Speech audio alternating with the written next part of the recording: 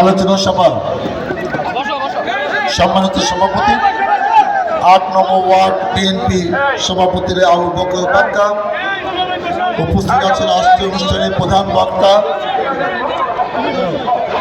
ঢাকা জেলা BNP senior সহসভাপতি শাহ মাইনুল হোসেন বিল্টু, বিশেষ বক্তা আশুলিয়া থানা বিএনপি বিপ্লবী সাধারণ সম্পাদক আল্লাহ আব্দুল গফুর সহ বিএনপি অঙ্গ সংগঠনের বিভিন্ন পর্যায়ের নেতৃবৃন্দ, উপস্থিত এলাকাবাসী, শহীদ জিয়া সৈনিক ভাই ও বোনেরা, আসসালামু আলাইকুম।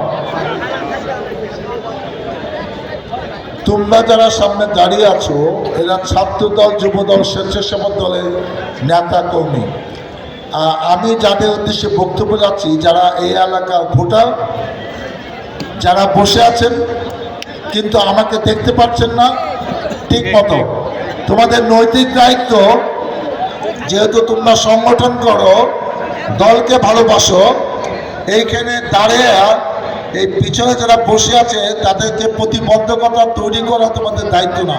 আমি যারা বলছি আরো সরে যাও, সরে যাও। ব্যক্তিগত ক্যামেরা দিয়ে এত ছবি এখানে দাঁড়িয়ে তোলা যাবে না, সিটে বসে তুলতে হবে।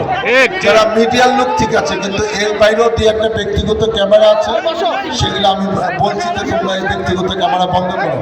এই জায়গাটা আরো কমতে হবে, আমি অনুরোধ করছি। আর একটু কমাও, আর একটু পিছনে যাও, আর একটু পিছনে যাও। এইখানে এই এতগুলা চেয়ার থাকলে কেমন হবে? এখানে একটু কমাও। 2026 সালে এই সামনে যে দাঁড়িয়ে আছে বস, মহিলা দলের নেতৃবৃন্দ, আগামী নির্বাচন আমাদের জন্য খুবই গুরুত্বপূর্ণ। কেন গুরুত্বপূর্ণ?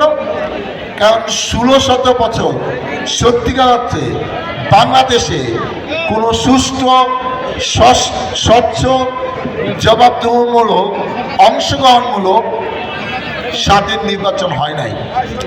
18 কোটি মানুষ, যেখানে আমাদের এই মুহূর্তে ভোটার হলো প্রায় 12 কোটি, যারা ভোটের মাধ্যমে বিভিন্ন এলাকায় একজনকে জনপ্রতিনিধি নির্বাচিত করবে এবং দেশ পরিচালনার জন্য একটি দলকে দায়িত্ব দিবে।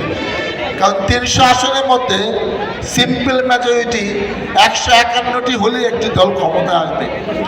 এবং আপনারা এও জানেন, এই মঞ্চে যারা বসে আছে এমন কাউকে খুঁজে পাওয়া যাবে না যার নামে একটি মামলাও নাই। একাধিক 5টা, 10টা, 20টা, এটা কমন। আমার হয়তো একটু বেশি, মাত্র 53টি মামলা, কিন্তু এখানে 10টা, 15টা, 20টা মামলা কিন্তু প্রায় সবারই আছে। এখানে এমন কাউকে খুঁজে পাওয়া যাবে না যাকে কমপক্ষে 1বার 2বার জেলে যেতে হয় নাই। আমাকে মাত্র 3বার যেতে হয়েছে, অনেকে আছে 4-5 বছর জেলে যেতে হয়েছে। অতএব আমরা যে 16-17 বছর পালিয়ে বাসায় থাকতে পারলাম না, মা বাবাকে আমরা ঠিক মতো চিকিৎসা দিতে পারলাম না, খোঁজখবর দিতে পারলাম না, অনেক কিছু সামাজিক অনুষ্ঠানে যেতে পারলাম না, কোথাও কোনো দাওয়াত দিলে সেগুলো আমরা যাইতে পারি না। আমরা আসলে কোন দেশে বাস করেছি আমরা জানি না। 71 সালে তাহলে কোন দেশ স্বাধীন হইল? 30 লক্ষ শহীদ হইল, 2 লক্ষ মা বোনে নির্যাতিত হইল। তাহলে এই স্বাধীনতার জন্য এর নাম গণতন্ত্র? আমরা জানি না। এটা স্বাধীন বাংলাদেশ না কোনো দেশে এটি অঙ্গরাজ্য? সেটাও আমি জানি না। আপনি দেখেন, এই সরকার জিয়া পরিবারের উপর যে অত্যাচারটা করেছে, পৃথিবীর ইতিহাসে কোনো রাজনৈতিক পরিবারের উপর এরকম অত্যাচার করে নাই। আমাদের দেশনেত্রী, প্রিয় নেত্রী, বিএনপি চেয়ারপারসন খালেদা জিয়ার বয়স এখন 80 বছর এবং সে বেশ কয়েক বছর ধরে কম বেশি অসুস্থ। তাকে কিছুদিন পর